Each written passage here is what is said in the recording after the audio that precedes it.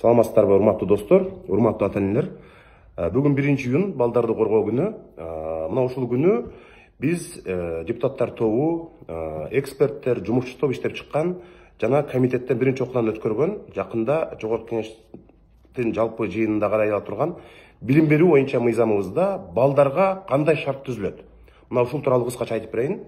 Мыйзам долбоорун мектептер, жогорку окуу жайлар жөнүндө кийинчерээк токтолгон. Бүгүн балдарга эмне тиешеси бар? Бул биз сунуштап аткан билим берүү боюнча мыйзамда. Азыр Кыргызстанда 76% балдар бала бакчага барбайт. Мындайча айтканда 900 миң бала бакчага барбайт. Бул абдан чоң көйгөй. Анткени мына айылдарда, райондордо, шаарларда деле бала бакча жок же болбосо жетишпейт. Муну кошуна өлкөлөрүбүздө кантип чечти? Мисалы Казакстанда бала бакча ачам деген ишкерлерге мүмкүн болушунча жакшы шарт түзүп берди.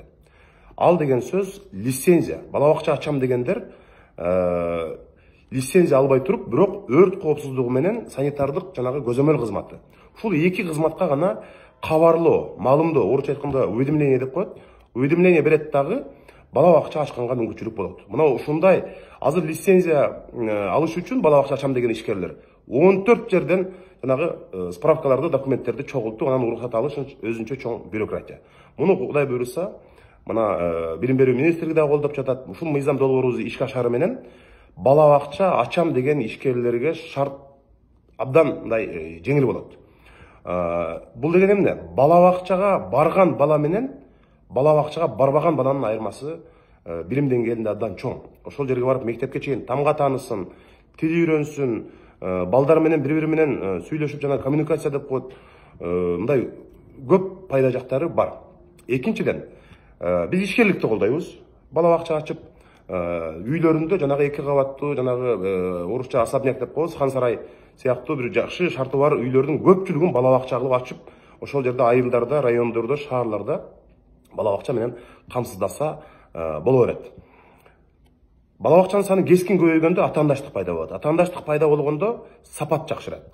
Экинчиден, биз миңдеген ата-энелерди колу бошойт. Алар жанагы иштеп баштайт. Бул ата-энелер балдарын бала бакчага берип койсо, балдары бала бакчадан билим алат. Бул бир пайда.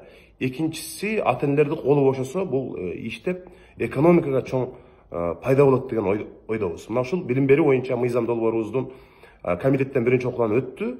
Эми жалпы жыйында колдоп ушул ишке ашса, биз Кыргызстанда лицензияны жокко чыгарып, мына кошуна Казакстан азыр 90%дан ашты камсыздоо.